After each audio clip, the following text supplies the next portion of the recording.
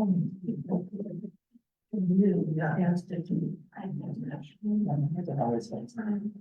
did you, they start connecting. It's like this.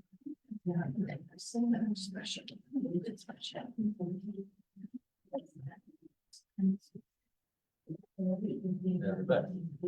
Okay. Oh, I know what Let's see for fun. okay. I'm gonna block parents here. So. Just a way to get into this, I want to kind of backtrack just a little bit because I think it'll help us, and then we're gonna get all of chapter 36 and maybe a little more done today. I like what Dr. Fredheim said here. God places the relationship with Israel on a new footing. It is now grounded on an event that is profoundly full of wonder, as what God has done in and to Egypt, undeserved divine forgiveness to an apostate people. I think that's helpful. I put up this picture I took of Moses in Rome when we were there with our trip. What does he got on his head? Horns. Horns. And of course, when you're there, the first thing they'll tell you, those are not horns. They're rays of light. You know how his face shone? This is the way it's reflected, but in Hebrew, but they don't look like what rays of light, do they? Now, and so that's what we were told when we were there, and I thought, okay, well, that's interesting, I can go with that, but the word in Hebrew for horns and light is like the same. And so it can be like horns, but or shining forth, or coming forth of your face, you know, like a horn. So anyway, so there was a connection there that we missed going back a ways, and I wanted to just throw that up there. Andrew? Yeah, before we get into the material, I know I'm getting ahead of myself here, but I wanted to say something about the comment about we are a yes church. I think that's beautiful, but I've been thinking about the interrelationship between kindness and strength. And I think that proper kindness, kindness that I would consider proper, is an occasion where it's within your rights and within your ability to say no, and you should choose to say yes. And so if someone is compelled to make some choice on someone's behalf and they cave because that isn't legit kindness, in my opinion. I'll go with that. All right, thank you. Let's see. I want to go to the actual scripture. So we got that on board. We'll come back to Dr. Fredheim in a minute here. Let's get some reading going, and we'll get going. So we're just a little bit before chapter 36. And Moses said to the people of Israel, "See, the Lord has called by name Bezalel, the son of Uri, son of Hur, of the tribe of Judah. And he has filled him with the Spirit of God, with skill, with intelligence, with knowledge, and with all craftsmanship, to devise artistic designs." An architect. "To work in gold and silver and bronze, and cutting stones for setting, and in carving wood for work in the very skilled craft, in every skilled craft. And he has inspired him to teach, both him and Oholiab, the son of Ashishmach, of the tribe of Dan. He has filled them with skill to do every sort of work done by an engraver, or by a designer, or by an embroiderer in blue and in purple. Purple is very expensive, blue as well. And scarlet yarns and fine twined linen, or by a weaver, by any sort of workman or skilled designer." Let's keep going. "Bezalel and Oholiab, or probably, and every craftsman in whom the Lord has put skill and intelligence to know how to do any work in the construction of the sanctuary, shall work in accordance with all that the Lord has commanded." Now, what do we get from all of this? God recognizes talents, and God has given the certain people talents. I think the second one is right on. God gives. So what do you say to people who say, hey, what I have is mine. I worked for it. I did it. Well, at a certain level, we can say, well, yes, you did, but where did your skill come from? God. And where did your motivation come from and this type of thing? And so I think that's something I get from this, that God, like Paul says, God's given everyone gifts for the building up of the body of Christ. And they're all different and they all contribute in some way. Now, this is obviously speaking about the building and creation of the tabernacle, but everybody used their skill to build up this place that God had, commanded to be made. And I think that's really interesting. That Lord, I like the way the English translates the Hebrew here, whom the Lord has put skill and intelligence. The Lord put the skill and intelligence. It comes from God.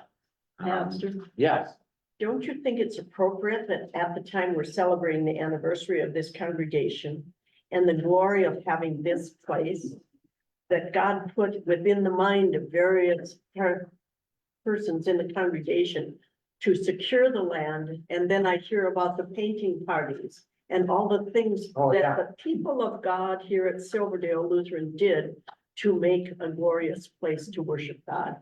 amen. Perfect. Yeah, well said, well said.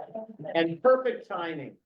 Yeah, I love seeing all those pictures that we're showing of people, painting and constructing and plastering and building, and a lot of you were a part of it. So yes, both the vision and then the skill and the effort to create this amazing campus. Then we had the second vision with the gathering place. And then the gathering place came right along, which we're gonna have all paid off in 2 more months. Isn't that wonderful?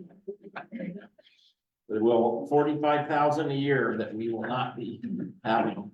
Yes, Well, I don't know if you read it in the version or not, but it talks about in verse 34, he gave them the ability to teach others. So he not only gave them the ability to do things, but to teach others. oh, that is awesome, Gloria, yeah.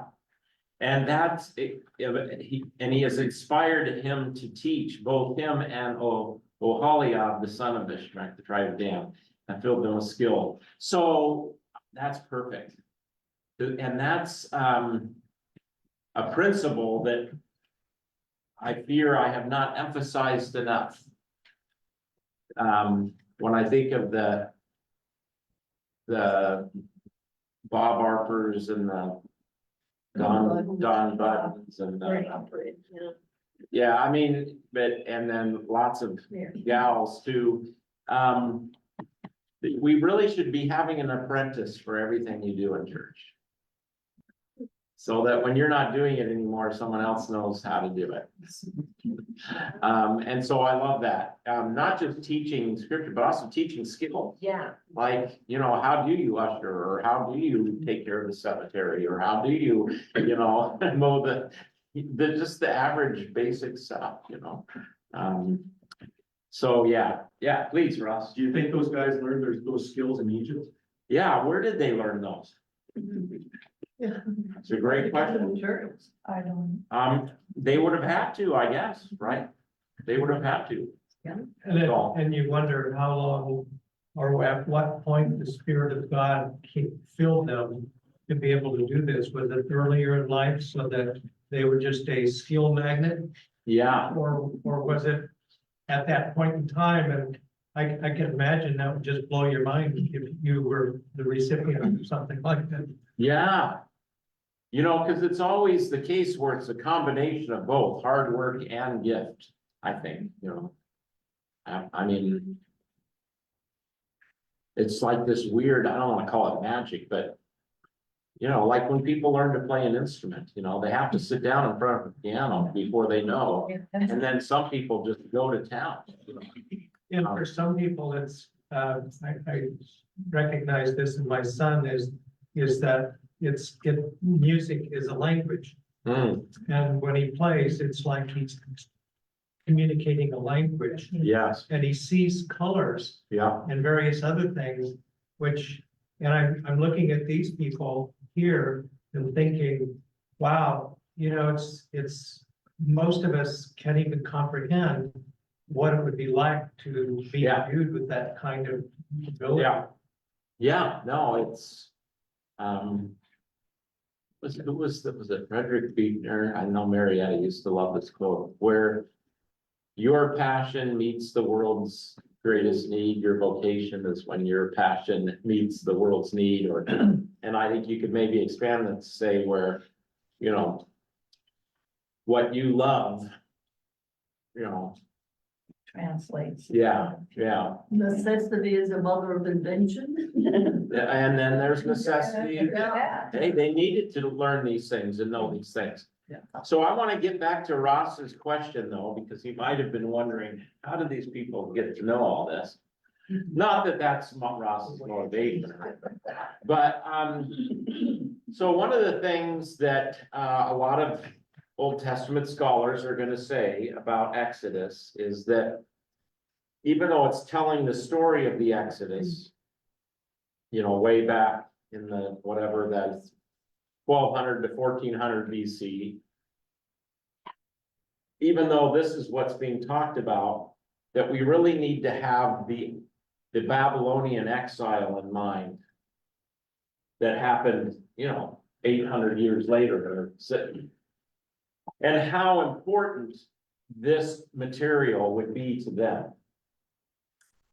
So let me remind you of what the exile was. So in 582 or something BC, the Babylonians came in, and after the Assyrians, about 150 some years before, had destroyed the northern kingdom and the northern tribe, and this is where you get the lost tribes of Israel. Well, the 10 tribes of the north disappeared.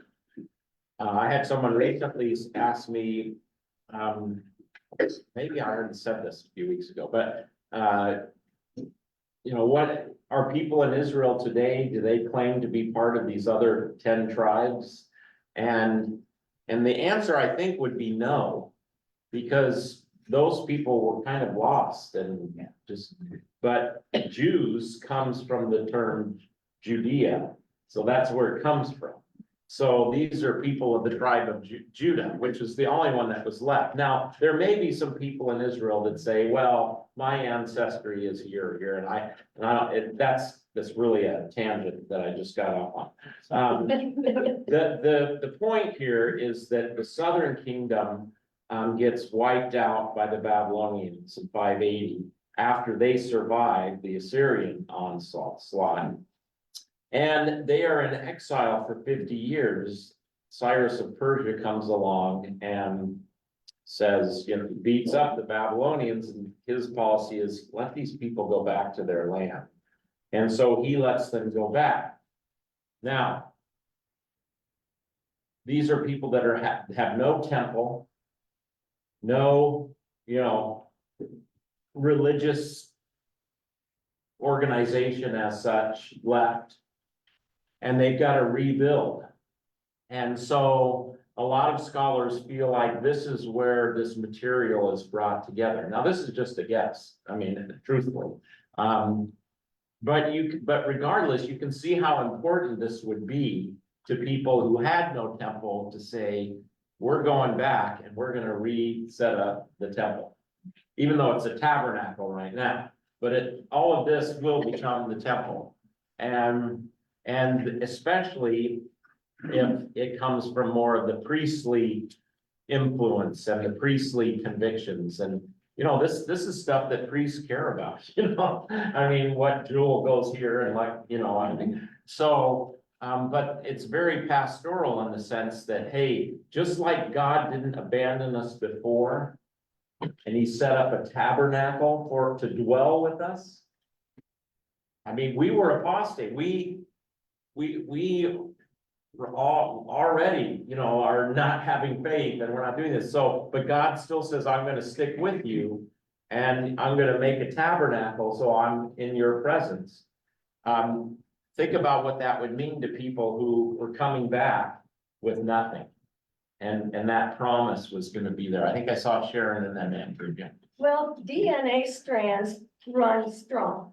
And they've been able to go and find DNA of people and go way, way, way, way back. And the Jews have kept themselves quote intact. Very much so as a society, when they go places, they stick together and they remember. And so they had scriptures way back when that went solid into their mind, and they were such a close-knit group. And geographically, they didn't have like the whole continent going and that kind of thing. Like when we showed up here, we had a whole continent to try and work with. But they maintain that memory verbally as well and pass it on. And it goes right down through the strains. They have continued to keep their traditions and hold together as a people for sure, without a doubt. Andrew, you got a quick one? Yeah. Yeah, as you were saying, how the tabernacle becomes the temple. We could look retrospectively as the tabernacle, as it's discussed here, as a portable temple. Yes, absolutely, absolutely. And so let's keep getting into that. Bill, yeah.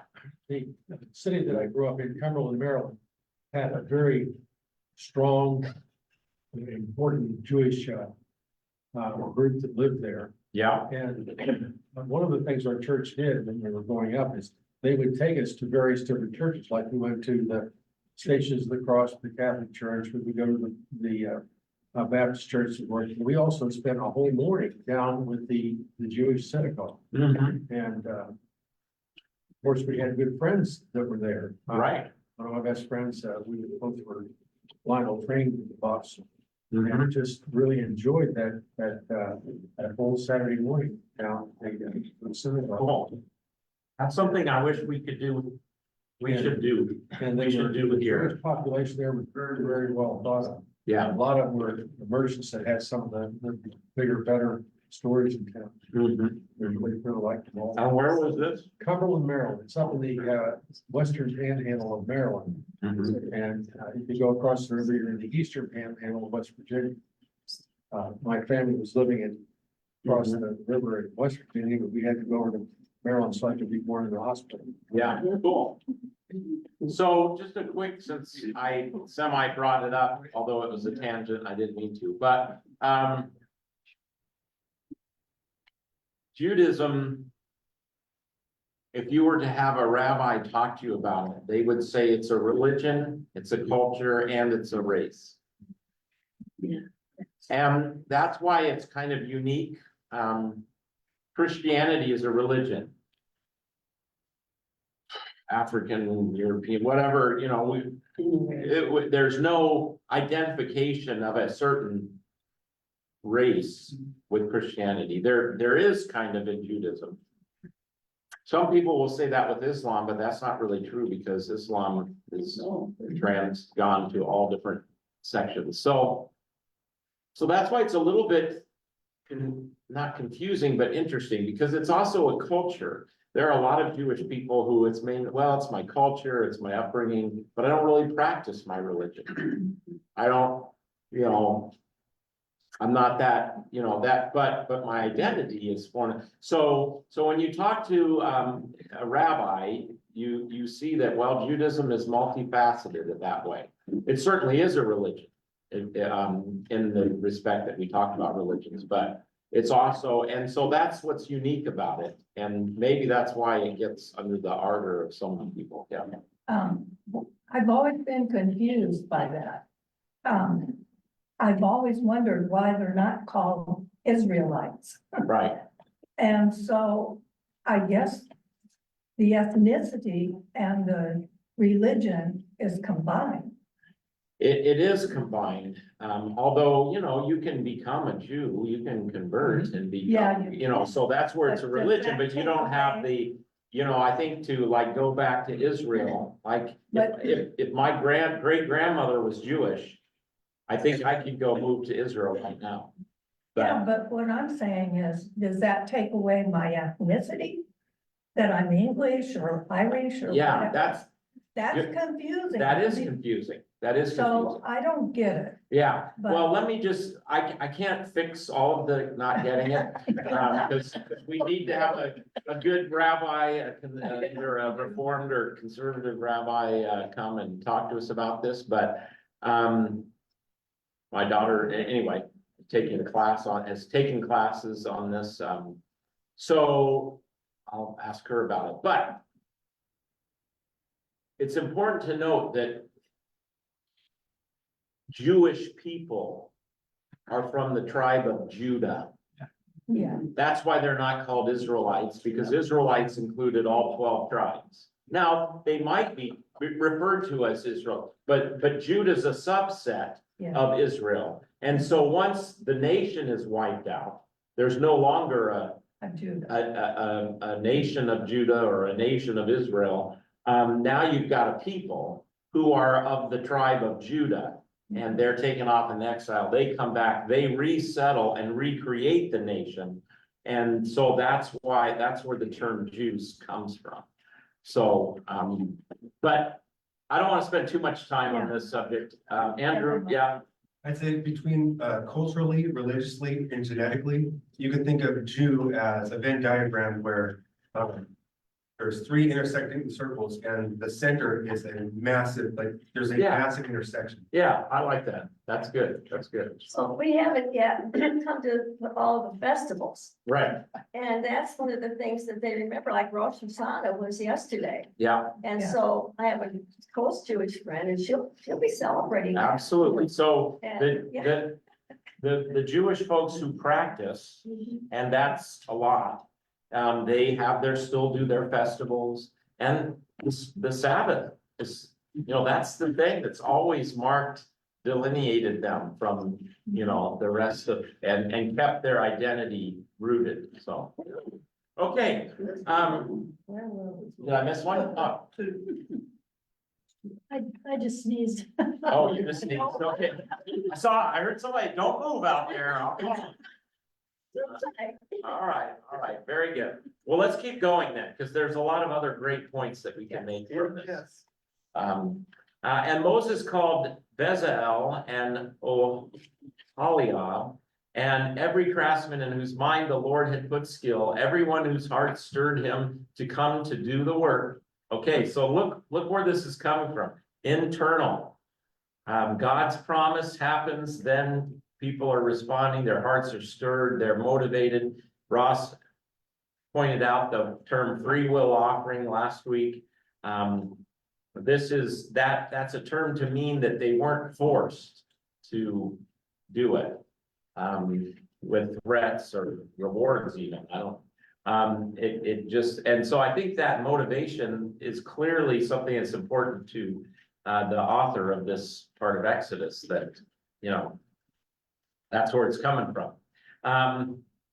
And they received from Moses all the contribution that the people of Israel had brought for doing the work of the sanctuary.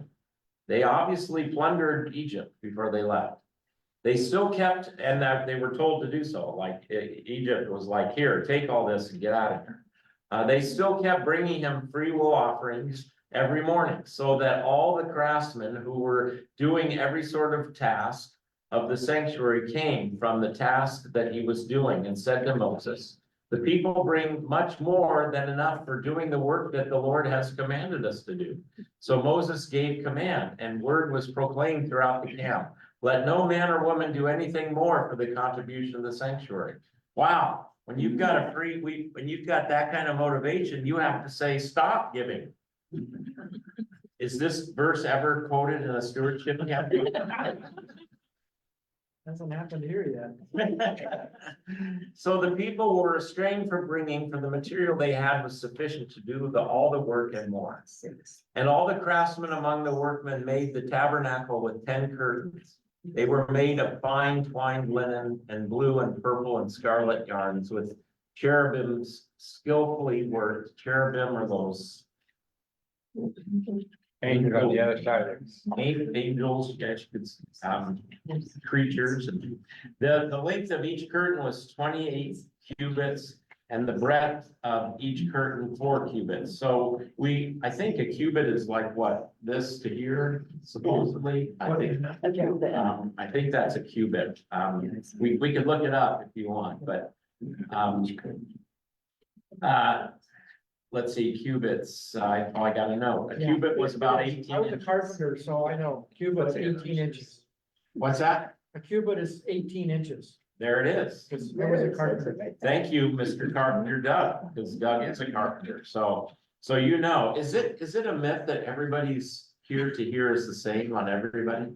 No, it is a bit. That is a myth, okay. Yeah, it took a standard sometime in the, I don't know, 16th century or something. Okay, yeah, I don't know where, that was floating around in the back of my head somewhere. I mean, you take somebody who's 7 feet tall, that's gonna be. They're gonna have a much bigger cubit. There's probably some- Well, if we pay off the $45,000, do we need to start giving our? Did you guys hear? Well, She said, when we pay off the 45,000 on the mortgage, does that mean we can cut our giving back? No, no. I mean, because you don't want too much. I don't want to. That's true. We are a nonprofit organization. Yeah, where would you put all that money anyway? Yeah, We'll get a new intern. yeah. We could do lots of good ministry with that, believe me. We won't let it sit in the bank. Where did the word foot come from? What's that? Foot. Where did that come from? Yes, so, by the way, there was another thought that Linda made me think of when she said that. Oh, well, given we're 10,000 behind right now, yeah, keep it. I heard that Costco's selling gold. Oh, yeah, there we go. All right. So in the curtains of saying, he coupled 5 curtains to one another. And the other 5 curtains he coupled to one another. He made loops of blue on the edge of the outermost curtain of the first set. Likewise, he made them on the edge of the outermost curtain of the second set. He made 50 loops on the one curtain, and he made 50 loops on the edge of the curtain that was in the second set. The loops were opposite one another, and he made 50 clasps of gold and coupled the curtains, one to the other with clasps, so that the tabernacle was a single whole. We have Hard to picture. They didn't have pictures back then. What? I bet you somebody has made a picture. I bet you I could get it. Yeah, sorry. Yeah, Well, I'm just thinking, I saw it might have been yesterday, but sometimes it has pictures, yes, it's divided. yeah. Probably we have this, but what we're hearing is the blueprints, aren't we? Yeah. You know, I mean, they didn't have blueprints, I don't think back then, but they have the descriptions. Let's see here. I don't think it was not.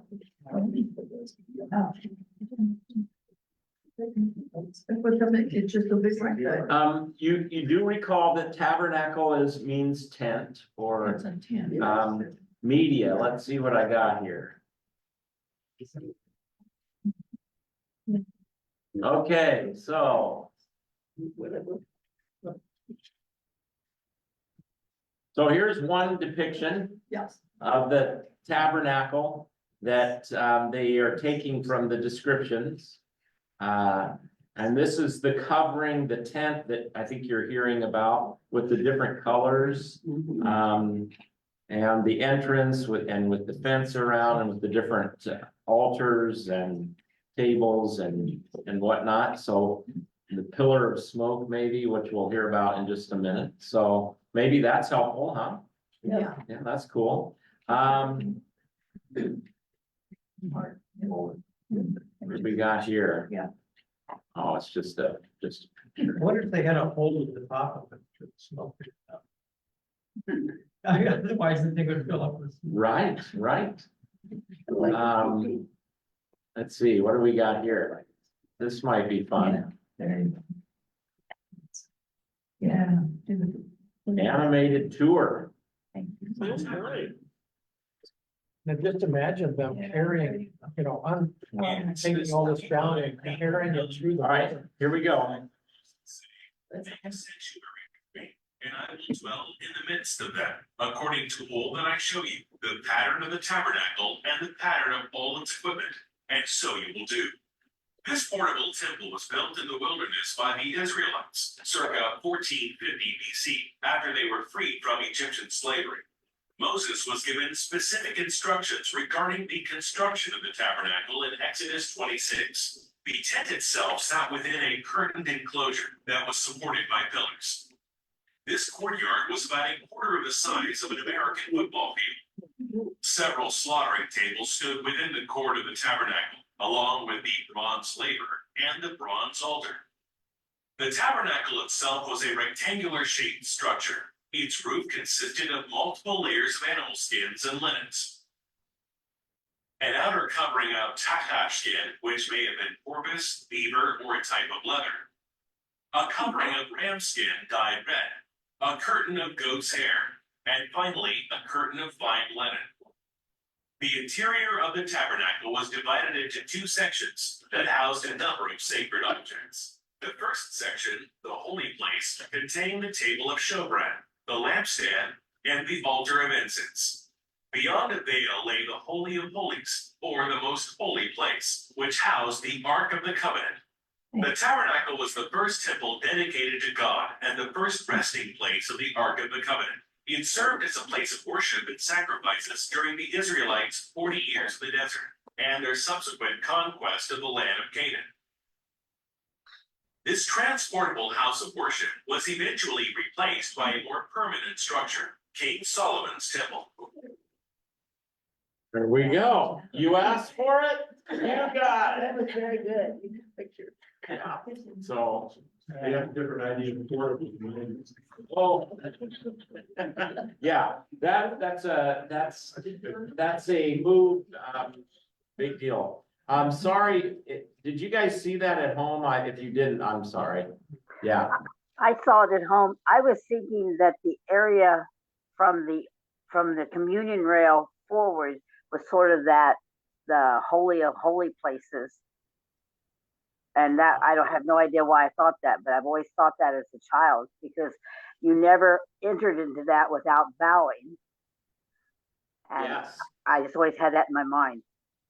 No, that's good, Margot. And we have invested special sacredness in that area of the sanctuary, I think. Historically, anyway. It's maybe less so now, but I remember growing up as a kid, and you know, it was you didn't go past the altar rail unless you were doing the communion and assisting or the pastor, you know, it was, and that kind of made that a special place for us. And you know, so I think for us, a little different would be that what makes it special is what happens there. And where the bread and wine are, you know, and the words of Christ are put together, makes that, you know, that's what makes it special. It's not in and of itself special. We can do communion out at the lake if we wanted, but we just like we've talked about in weeks prior, we invest in a space, in a building, in a space, and then even in a space. So yeah, I think Margot, connecting that, we have a little of that, don't we? We have a holy space building and then a still sacred space and then an even more sacred space. And for us as Lutherans, our big sacred space up there is the pulpit. So, and you'll notice that in the change from the Reformation 500 years ago is what used to be the chancel, you know, we have the chancel's the altar area. Well, you go to these big cathedrals and the chancel's bigger than, and then you have these little places for people to sit. So what does that tell you about what was thought to be the important? Well, what's important is what the priests are doing up there. Yeah. You know, so our theology definitely shapes our space. Paul and Andrew, yeah. when you were growing up, and some of you were growing up in a Lutheran church, did they have the elements in a little tent-like thing? At my church, they did, and they would remove that so that the elements were now available, and I was wondering if that was I never thought of it before. Like the curtain, they Yeah. actually call it the curtain. Oh, They do. It's more probably, Paul, it would depend on your Lutheran congregation on how high church versus low church it was.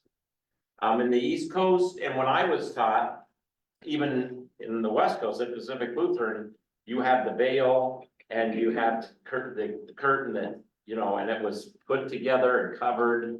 And then, you know, when you prepared the table, you took it off a certain way Yeah. and everything like that. That's why I say we're kind of a medium church here. We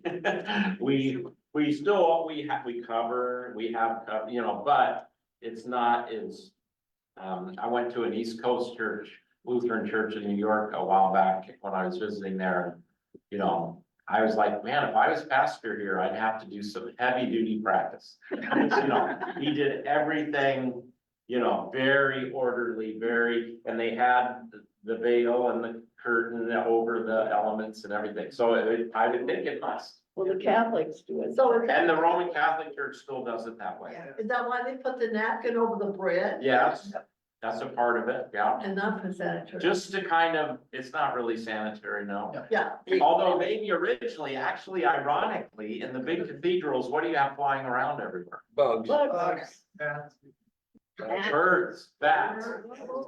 Yeah, there's all kinds of birds in the big cathedrals, so offensive. And so one of the reasons they covered Yeah. is a sanitary thing. So anyway, all right, excellent. Thank you, Margot.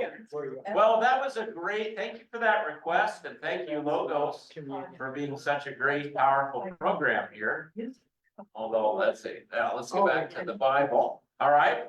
So now we're getting a vision of what it looks like.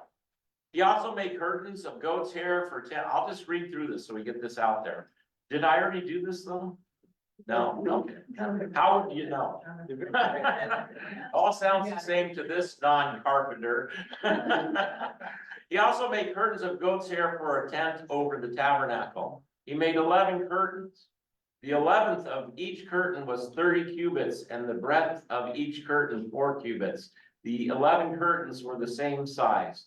He coupled 5 curtains by themselves and 6 curtains by themselves, and he made 50 loops on the edge of the outermost curtain of the one set. And he made 50 clasps of bronze. To couple the tent together that it might be a single hole. And he made for the tent a covering of tanned ram skins and goat skins. So just like our little illustration showed us. Then he made the upright frames for the tabernacle of acacia wood. 10 cubits was the length of the frame, and 1.5 cubits the breadth of each frame. Each frame had 2 tenons for fitting together. He did this for all the frames of the tabernacle. And the frames for the tabernacle he made thus. 20 frames for the south side, and he made 40 bases of silver under the 20 frames, 2 bases under the frame, the tenons, and 2 bases under the next frame for its 2 tenons. Doug knows what a tenon is. Isn't it like when you make those really cool tenons, when you're joining wood together? Yeah. Like, yeah. Anyway, for the second side of the tabernacle on the north side, he made 20 frames. And there are 40 bases of silver, 2 bases under the frame and 2 bases under the next. So we're getting all of these great blueprint instructions. Well, we need more details. We need more details. Yeah, Gloria? Well, I was just wondering, in verse 19, it says, then they made for the tent a covering of ram skins dyed red, and over that a covering of hides of sea cows. What are sea cows? Walrus? Where did they come from? They're in the desert. Yeah. Well, mine says, mine says porpoise. Porpoise? Porpoise. Oh. Got bad nails on them. Got badgers over here. He's been- So it's anybody's guess. Andrew, Yeah, just a bit ago, I read ahead to where we approached 31 and 34.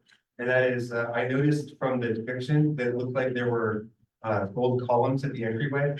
And you'll notice similar structure in Roman temples and stuff like that.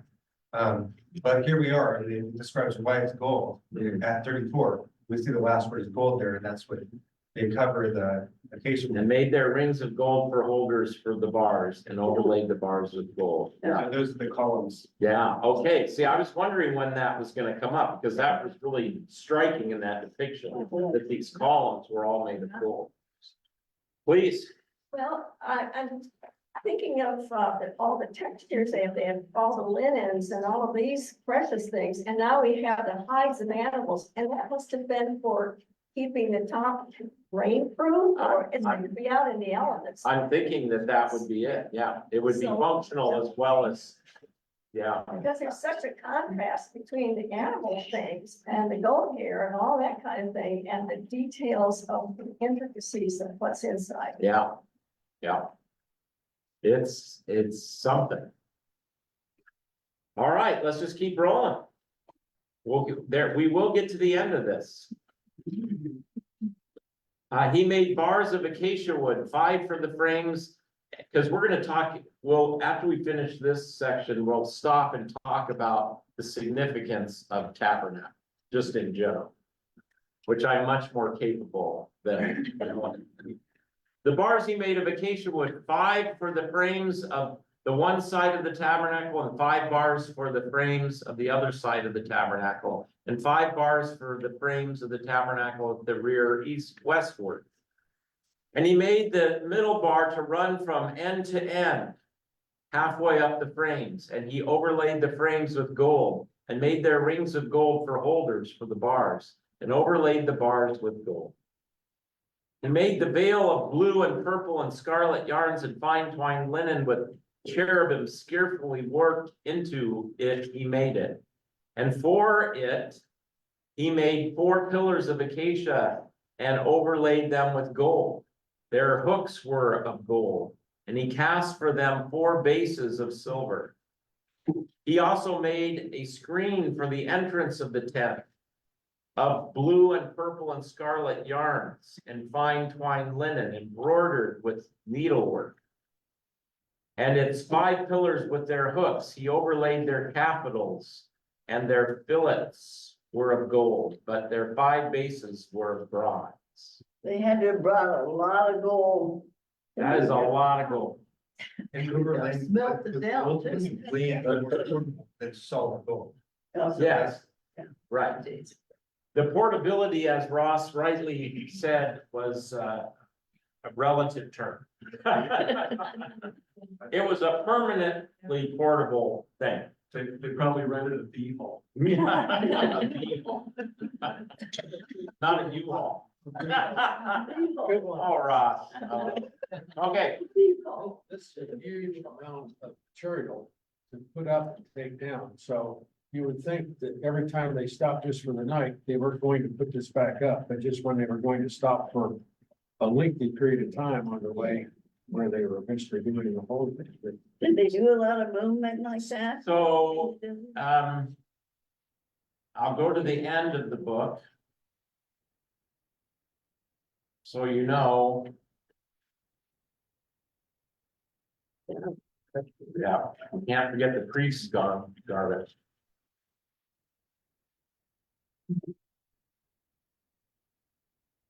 They would have had to kept on the move up a lot because they had all those animals to graze. Yeah. True. Then the cloud covered the tent of meeting. So after they finish this stuff, this is 40 verse 34. And we could just finish and skip over all that. We want to dial into each of the big parts of the tabernacle next week. That's probably what we'll do next week. And then we might be close to being finished. Then the cloud covered the tent of meeting, and the glory of the Lord filled the tabernacle, and Moses was not able to enter the tent of meeting because the cloud settled on it. And the glory of the Lord filled the tabernacle. So once they got it created, now God brings his glory. Andrew? when we consider how long, the length of time they wandered the desert, we should take into account the cost of breaking down camp and setting back up. Sure. Yeah. And this is what we're gonna get to. Throughout all their journeys, whenever the cloud was taken up from over the tabernacle, the people of Israel would set out. So God told them, it's time to move. How often that was, I'm not sure we're told. I wonder if the people, you know, when they got up and they saw that the cloud had departed, were like, oh no. I was hoping to go fishing today. But or hunting or something, but if the cloud was not taken up, then they did not set out till the day that it was taken up. So they stayed there until it was taken. For the cloud of the Lord was on the tabernacle by day, and fire was in it by night, and the sight of the house of Israel throughout all its journey, in the sight of all the house of Israel throughout all their journeys. So the answer to that question obviously comes at the very end, you know, as far as how often. You don't know how often. We don't know, no. But when you get to Numbers, so Leviticus is now kind of the telling of the law, which I don't think we're gonna go into. And we've read Numbers a couple years ago, which means in Hebrew wanderings. So the Numbers dials into, you know, all the happenings in the wilderness. Has it always been kind of like this for them now as they travel? Actually, in the Lord, with first, you know, the cloud would come down and they'd stay, and then the cloud would go up and they so. I mean, it's kind of been like that all along since they left Egypt, hasn't it? I believe so. I believe so. But now the cloud is localized, and that's what I want to talk about. Okay. Thank you, Gloria. I want to put up some stuff from Fredheim here. Share screen right here. So the cloud would be different than fog. Be different than fog? Yeah. I would think so, yeah. But maybe not that. Fog is kind of a cloud that's on the ground, right? Yeah. So this is the promise that we heard back in 29. I will dwell among the people of Israel and will be their God, and they shall know that I am the Lord their God, who brought them out of the land of Egypt, that I might dwell among them. I am the Lord their God. Okay, so that was the promise. Even though they had not been faithful, they had not believed, God says, I'm going to still dwell with them. And so God's grace and mercy, let's see, let me get this out of the way. We'll have to just cover up Dr. Fredheim. God's grace and mercy shown to an apostate Israel make it possible to pick up the narrative where it was earlier interrupted. The construction of the tabernacle can now begin at once. God's promise to dwell among the people remains intact. So that's why I had you read that one. So, you know, his promise is still there. The image presented is thus not a static picture of preparation for the coming. Let me get this out of the way. Oh, I didn't cut that one off. Sorry, guys at home, I gotta make you disappear for a minute. Coming of God to dwell in their midst. The community is in Advent mode. I thought this was interesting that so in this time of preparing the tabernacle, God is still present, but you know, there's a time of preparation for God coming into their midst. That's what this is, isn't it? I mean, they're going to build all this stuff. They're going to do all these things. Did you know Advent is in the Old Testament? No. Well, now you do. I mean, that's what Advent has become for us, is that we don't pretend that Christ hasn't come, you know, as if he hasn't, but we find power. And you know, it's cool to have a season where we prepare ourselves for Christmas and for the promise. the incarnation coming among us. Now, more recently, Advent has become a season where we talk about Jesus's return. That wasn't really the focus of Advent going back. It was about having a time of preparation for God dwelling in our midst. So now we talk a lot about in the first few Sundays of Advent, when Jesus is making mention of that. That's interesting that as they're building the tabernacle, they're in Advent mode. It's not that the people's preparedness causes God to dwell among them. That's true for us too. However, God's dwelling in their midst is a matter of divine initiative and promise. So God says, I'm going to dwell in your midst. I'm going to promise. But yet he gives the folks stuff to do to prepare themselves for God's coming. I've had a lot of people ask me, what's the right preparation to receive the Lord's Supper on Sundays? Well, of course, the Lutheran answer and Luther's answer was not all this penance and all this other stuff and fasting and doing all these things. Although that's fine if you want to do all that. But, you know, clearly the right preparation is, do you believe it? But we're tangible human beings. So what we need to do some stuff sometimes that helps us be present. And so one professor said to me, Bill, the issue isn't whether Jesus is present in the Lord's Supper, but whether we are. And of course, that could go awry, that statement as well. But are we present to the fact that Christ is present? So what do you need to do to say, you know what? Jesus is right here with me. He's come to me. What if it helps you to fast, to be present to that? Do it. If it helps to have private confession with your priest, your pastor, do it. We do a brief order of confession every Sunday to help us be present to that presence. You don't come in the door and we say, here's the Lord's Supper.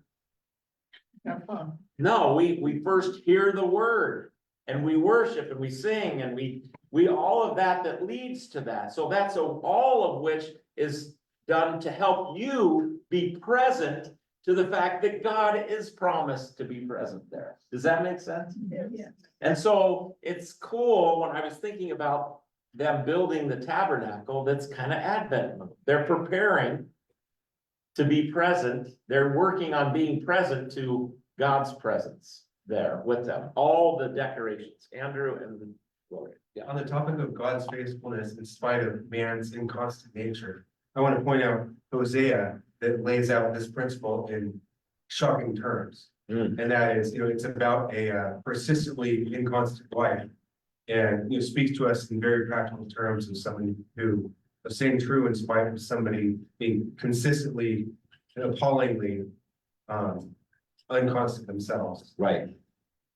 There is that image in the Old Testament that God is the husband and Israel is the bride, and Israel has been unfaithful. Yeah, no. We attended a church in Arizona where you walked in and they, right away, you out of this basket, you picked up your little thing that had the wine and the, and the. So when you came in, Like what we had. Yeah. During. when we were all hyper concerned about COVID and germs, that we had the little packets. Yeah, and we walked in and we picked that up and then we went in And you had it. and I don't think I knew, I'm not sure that I knew when to do it, when to take it, or when, it all kind of went over my head, and I was definitely not present at that time Right. with, and I thought, wow, they're really missing the boat. Well, of course you did. But how we have communion reflects what we believe about. So let's say, I'm just gonna take a guess. Because remember what I said, that we usually we don't always get what other people believe, right?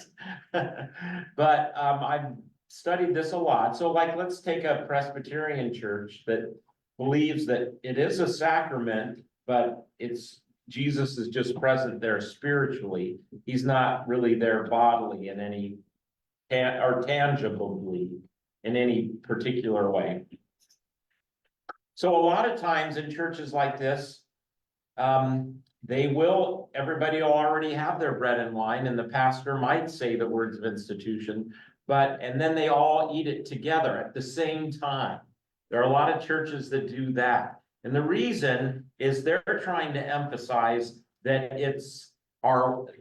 when we want to be conscious of the body, when we have the Lord's Supper, they're talking about the body, the church, not that Jesus is truly present in, with, and under the bread and wine. That's what Paul meant by that. So they take it all together at the exact same time. Yeah. But they also, since it's in plastic containers, and they don't think that anything is necessarily happening.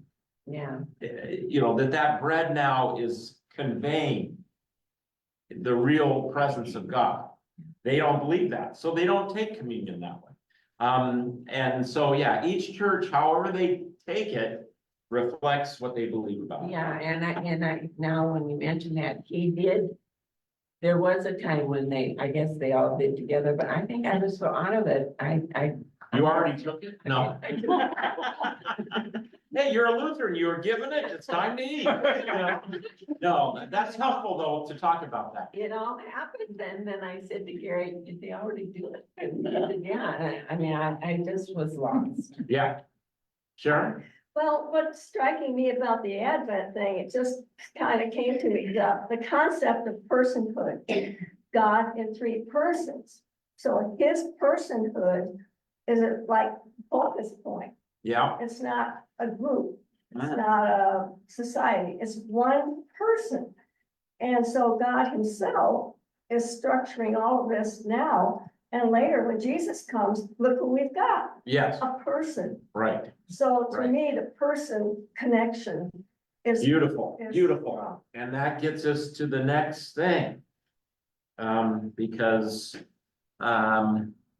well, you've got your Bibles, which everybody does. You can put your finger there in Exodus and flip over to John chapter 1, the Gospel of John. Many of you know this connection to tabernacle, but I just want to anchor it by having you turn there. If you like to make little notes in your Bible. John chapter 1, verse 14. The Gospel of John, chapter 1, verse 14. So we'll go right to the beginning of the Gospel of John. So when Sharon said she thinks about a person, so what do we have happening in this tabernacle? This elaborate, creation is a place that God is going to dwell. Now, we already know, let's see. Well, if we went to, let's see. Yes, we went to Isaiah 6:3. Don't turn there, that's fine. Let me just read Isaiah 6 for you. I don't want to have to unshare my screen. That's why I'm not pulling it up on the Bible. Isaiah chapter 6, verse 3. So when Isaiah is called into the ministry and he's taken into the temple and he sees God, the angels, the seraphim and cherubim say, holy, holy, holy is the Lord of hosts. The whole earth is full of his glory. Just the temple? No, the whole earth is full of his glory. By having a tabernacle, we're not saying that God doesn't inhabit the whole world, but God is localizing his presence. Because we're finite, God becomes finite. So that's what the tabernacle is. Now, somebody read verse 14. The Lord became flesh and made his dwelling among us. We have seen his glory, the glory of the one and only who came from the Father, full of grace and truth. Okay, so now we got glory. And came to, what is the word, dwell, right? Well, Is dwelling, what are some other translations? Live, Tabernacled among us. okay. Anybody else have? Residents. Residents, yeah. The message, if you had the Message Bible, it would say moved into our neighborhood. Mr. Rogers. Mr. Rogers. The word is the Greek word for tabernacle. So really, if you want to make a little pencil note in your Bible, you could put tented or tabernacle. Really, just like Gloria said, what we're saying about Jesus is that the word became flesh and tabernacled among us. Yeah, I get that from Don Jucum because he just dwelled that in. Yeah, he really got that in. Yeah, yeah, it's really important connection to Christ. To when we read about this tabernacle and God's glory dwelling, what the New Testament claims, in Colossians it claims that Jesus is the image of God. So, you're looking at Jesus, you're looking at God. So that's some pretty high statements about Christ. And, so here one makes it clear that the tabernacle does not collapse presence into immanence. Anybody want to look up immanence in your dictionary? Because it's immanent and immanence is different. Let me just put it in here so I can give you again, if I wasn't in PowerPoint, I could just do this in logos.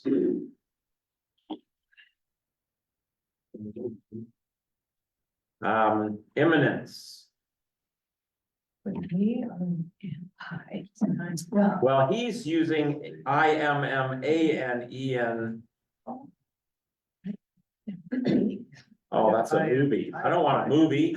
I don't want the movie. I want, yes. I have IMMINE, and it says this. So that IMMIN. ENCE. Okay, and I think, what's the definition of that one? The state or fact of being about to happen. The populace was largely unaware of the imminence of war. Okay, so that's a different kinds of imminent than what he's using here. That's almost to happen. This kind of imminence, if you spell it this way, there's a movie that's named that way, and so Google just doesn't understand imminence meaning. Here we go. Imminence is a noun that means a state of being present and part of something, or being within a specific domain. So those two words are so, usually when I hear imminence, I think of it's about to happen, but that's that kind that you meant. This is what Fredheim is saying, a state of being present. So does not collapse presence into immanence. The God who is present as the transcendent one. So we're not saying God is only localized, in other words, in one little spot. No, God's everywhere. The God who is present is the one who's everywhere, the transcendent one. God remains transcendent in immanence and related in transcendence. Israel's God now dwells with intensity and at close range in Israel's very midst. That's the point of the temple. Now, this everywhere God is somewhere where the people can see and touch, if you will, and relate to. I love at close range with intensity. I like Fredheim's language here. God actually takes up space in Israel's world. Think about that, takes up space in Israel's world. At the same time, the God who fills the tabernacle also fills the cosmos. That's cool. And now throw on John 1:14. That what we believe is happening in the incarnation is that everywhere God is becoming somewhere and has become somewhere so that we beheld his glory full of grace and truth. So God's glory, the cloud, the fire, God's weight is there in the historical person of Jesus of Nazareth. That is cool because I'm a finite person and I need finite stuff. Luther will say our faith needs something to cling to. And so, although I know our dear brothers and sisters in Christ, there's many of them who reject the concept of sacraments. But this is where we are with a lot of Christendom, all of the East, Rome, although we understand it differently, Episcopalians and, others. We're a sacramental church. We believe that what's happening in baptism and the Lord's Supper is God doing just what Terence Fredheim said about the tabernacle. God remains transcendent in immanence and related in transcendence. Israel's God now dwells with intensity and at close range. So again, I know I preach a lot about the Lord's Supper, but for us, we take Jesus at his word, this is my body, and what's happening in that is that everywhere God is becoming someplace specific, tangible, with intensity. And so that you can cling to it. When you taste that wine and eat that bread, you can say, Jesus forgives my sins. I am forgiven, and he's with me. And he's in me and I in him. I am in Christ because I receive this supper in faith. It's, this is where faith is the key thing. But I just want you to see the connection between a sacramental view of baptism and the Lord's Supper and the temple here. That just like God gave the temple, now he still is giving us not only a place of worship, but now a place wherever Jesus is proclaimed and wherever we, share his meal, that he is there. It's just like setting up a temple when we do that. And we could do it out at the lake or anywhere, but it's nice to have a place where we've really invested. Okay, do you get that? Does that make sense? All right, Sharon. Real quick, so what, I'm getting out the tabernacle, all these things that people are doing is putting us a focus, like you say, if we're at the altar, we're prepared to go to communion. So we get that part of God. But at the same time, we know that the same thing is happening for everybody. So we get that transcendent connected with the personhood. And then when they go out and they go where people are worshiping Baal and all these other, gods, those gods have no transcendence. Right. So that's easy that would be easy to recognize. No, wait a minute, that's a false belief because you've got a person God up there, Right. like Yeah. Zeus or Right. whoever. Yeah. No, it's a good contrast there, and that it is cool that when we have the Lord's Supper, Christ can be present with us and Yeah, we just everyone. do that when we're going up and, we come up and stand together, we go Yeah. together. Yeah. So you know that this is going on in all the worship out there too. Well, sure, that's right. When we worship Well, wherever we're at, we are all one in Christ. Yeah, And even with the church triumphant. but it's with the there for church, me too. sure, with the church triumphant, they're with us too. Because, so, a lot of people, again, I'm getting too Lutheran here, and although we do need to quit. A lot of other reformers criticized Luther and said, you believe in a baked God. Baked, like cookies in the oven, bread in the oven. You believe in a baked God. How ridiculous that God would become so feeble as a piece of bread. And they said that because they were emphasizing the transcendence of God, but we do both. God is transcendent, but if Jesus said it's his body, then it's his body. We can try and explain it with fancy things like transubstantiation, like the Roman Catholic Church does, or different, Lutherans use in with and under, but if it helps, if you need to get your brain around this before you can just trust what Jesus says, Maybe you can just trust what Jesus says and then forget what I'm gonna say now. That's fine. But God is everywhere anyway. He's in with and under the bread. He's in with and ever everything.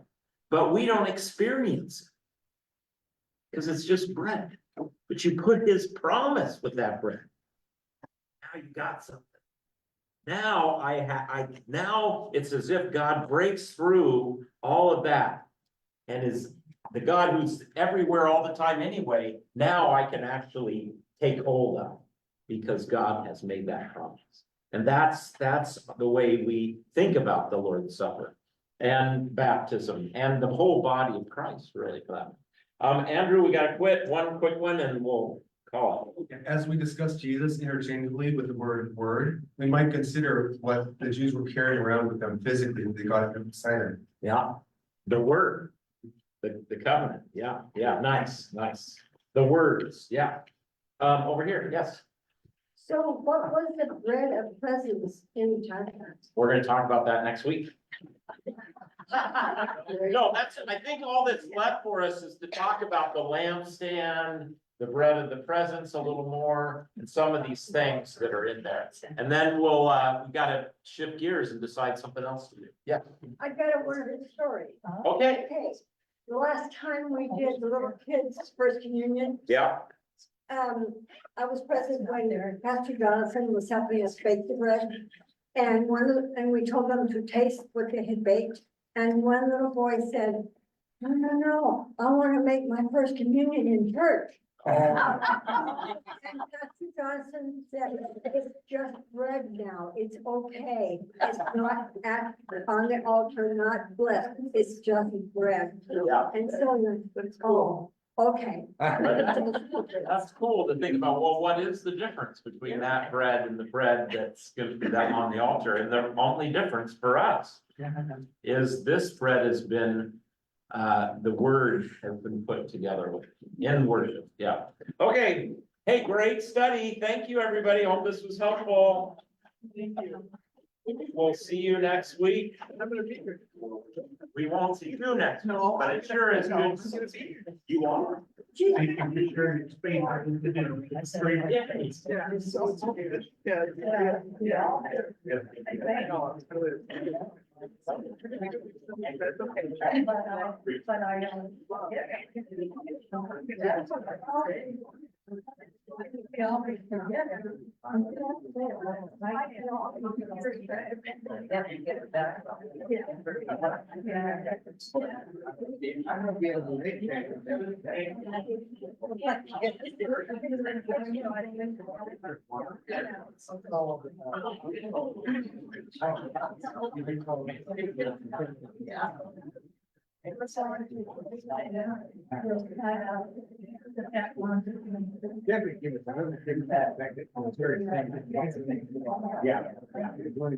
Yeah. Yeah, I always get nervous. Sorry.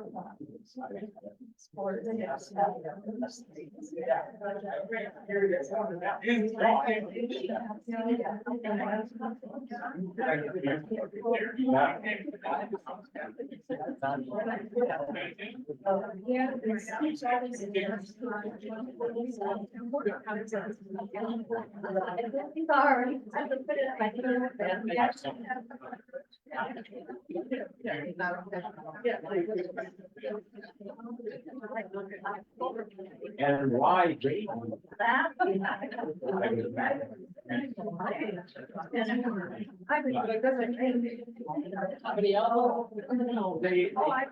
It's similar. Say why.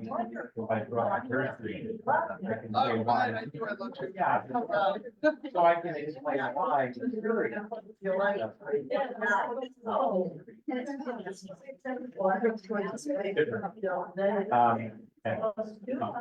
Congregation. And that's because where Paul says, don't be concerned about. A lot of people get. One, really, who wrote it? You know where Roll Martin, Low Line? Yeah,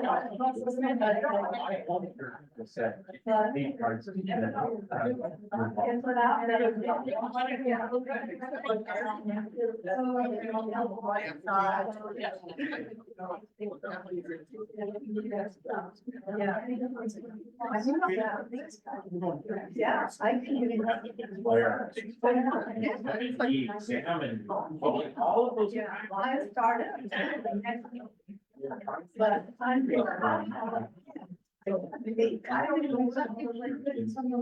Well. I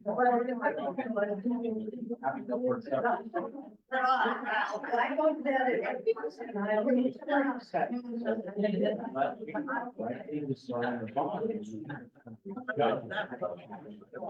So Missouri has one in the state, we would make sure people rightly understand what they're doing, because otherwise they're hurting themselves. That's their motive. I don't agree with that. We should say this is what you believe about. You're invited, Christian, Methodist, or whoever you are, to join them. So we're letting you know this is what happened, and then we invite them in. So we still have some PLC churches.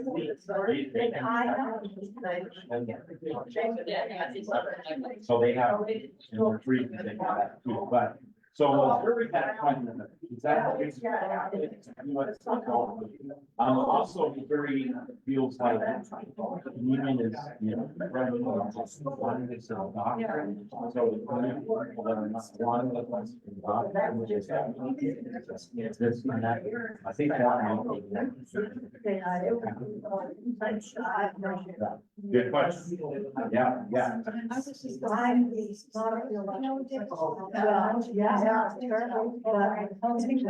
Then I have to be able to put all the way. Now, by this, because all having some. Yeah.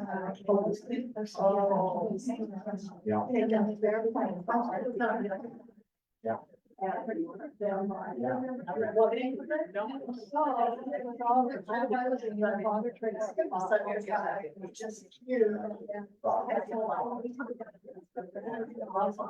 Yeah. It's good for us to have those conversations.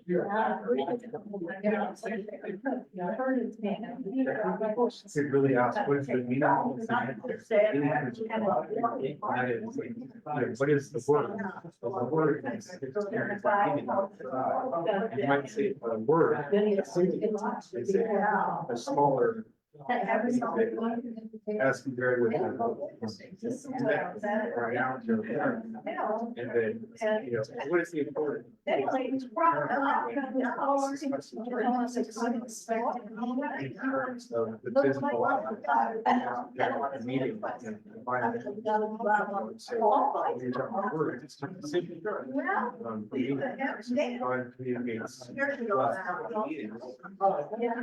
That's actually important. It's expressing. It's where That's all, that's the real technical. Civil, actually.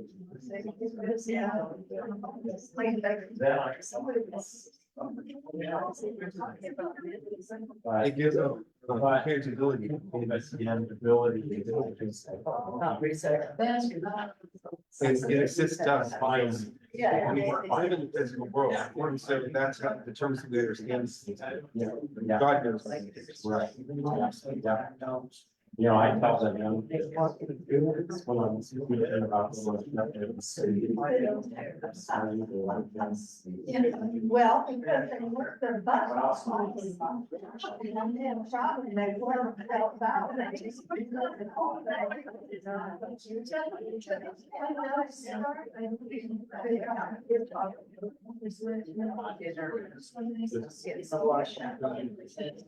all about. You know. Your segment in terms of what is the significance of real reality, not revealing reality, we're jumping smooth and really so much. So still our response to all the fear. Yeah. Yeah, I really wrestle with that.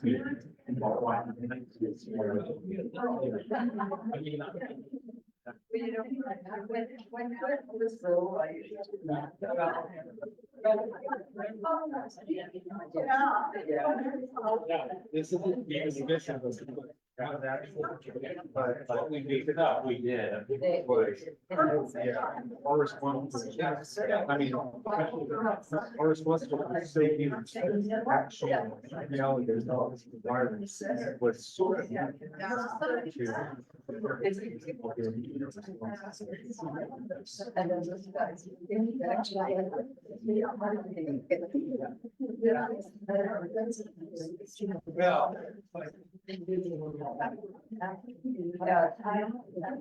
Please help set up for Sunday if you can.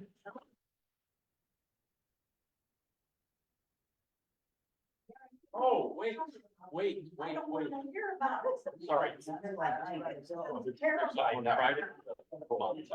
So. Yes, if you set up for Sunday, I have my foundations class, but with the, I can just do that with the tables up front. So go ahead. Go ahead. So all around, four round tables, 3 round tables.